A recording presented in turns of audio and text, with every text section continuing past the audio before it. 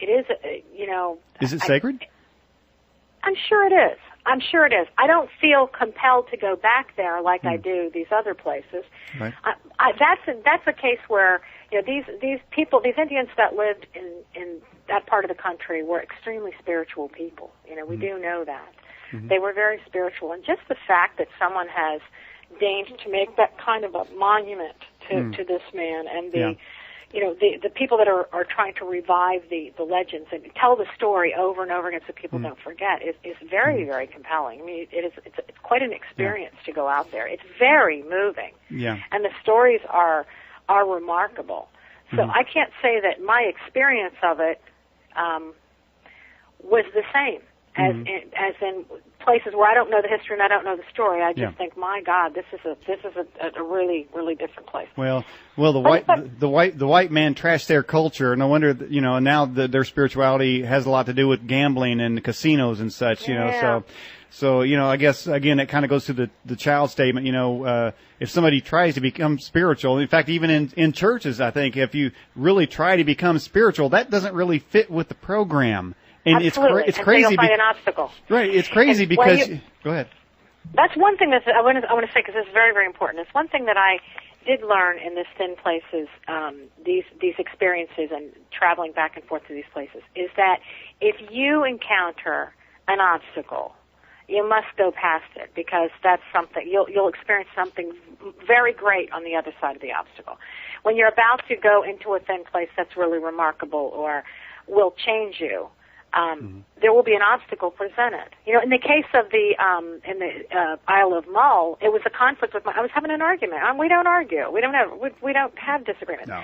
But that was a real disagreement, a point where we almost, stopped and left. He threw the rock, and if we hadn't, stumbled onto that arrow, we would not have had that experience. I had an experience at Uisneach, which is the geographic center of Ireland. When I was trying to find there's a stone that marks the center of Ireland.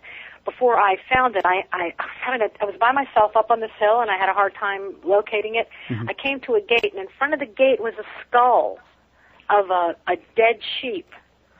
And as I opened the gate, and it was startling. It was very startling. Yeah. It was an awful thing to see, right at the threshold of where I was going to walk through to where this hill was. And as I pulled the gate open, some travelers had thrown dirty diapers there. Wow. So it was disgusting. Yeah. But my experience had said something up here is going to be great, so I'm going to go, and it certainly was. Mm-hmm. It was the most remarkable place I've been ever. Yeah. So the obstacles, and the thing with the Indians and the gambling and the mocking of their spirituality, we're not that far away from that happening. That's the whole persecution of those people and the terrible things that were done to them. It's not been that long ago, and it could be that we're just in a part of that circle. It's a bad time for them, and that if it's true, real goodness in their spirit, it will come around again, and it will rise above any kind of obstacle that threatens its keeping, and it will get stronger. I really believe that. All right, for those just tuning in, we are talking with Mindie Burgoyne, and we're talking about thin places. What are thin places? They are places where two worlds meet. Since the beginning of recorded history, scholars and peasants and artists alike have been fascinated and drawn to these places where the veil between this world and other worlds is thin. Mindie, I just thought of another place that I actually might have experienced a thin place. We were hiking. I have to go back to the Smoky Mountains. Perhaps that's about spiritual thin places I've ever been to. We were walking down this secluded path, and something kept compelling me to go over this little ridge to somewhere, and I told the family, I said, we're supposed to go over there, and walking through the woods, and they didn't want to get off the path because there's them bears in them there hills, and we went over there, and there was a graveyard that was tucked away down in this little valley, and it was crazy. Could that have been a thin place calling us? Sure, could be. Wow. All right, we have our own thin place. Jamie, you remember that? Yeah, Daniel, I do. That was pretty strange, I think. Yeah, that was. I guess maybe that's possible. You know what? Maybe there is hope for mankind, Mindie, to sort of go back to where these things these thin places. I mean, I think every culture has something. Some belief system that says there's something more than what you see going on. But is there? You think that some of these thin places, Mindie, could actually be evil places? Have you experienced any evil in any of these places?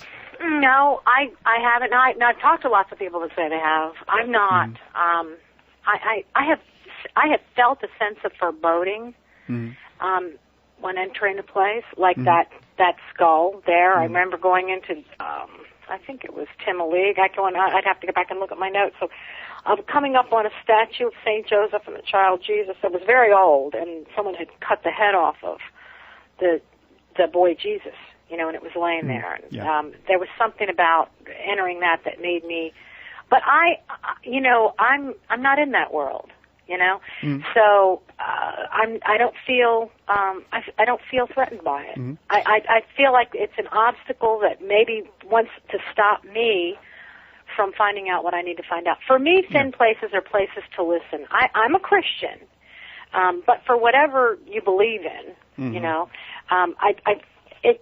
goodness, in goodness, things that are rooted in goodness, in love, in caring, and in peace.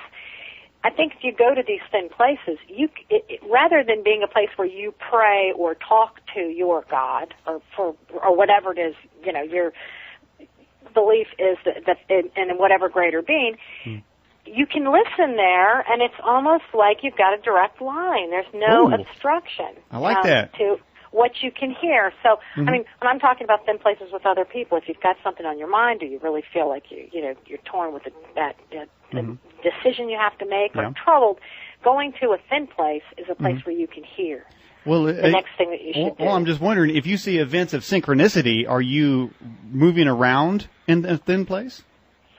Yeah, the synchronistic events are startling, but I think that for me that's a true, that always makes me think this is a thin place. With all these things coming together, that is so miraculous to me. Seeing an apparition, that could be a miracle, but to have a bunch of events all come together at the same time to tell you something, that is very, very much of a miracle to me. I think that's something that you could not possibly orchestrate. You can't make that stuff up, So, if you're in an area where things start happening, you got to start listening. And what am I supposed to learn here? Or am I supposed to say something that's going to help somebody else learn?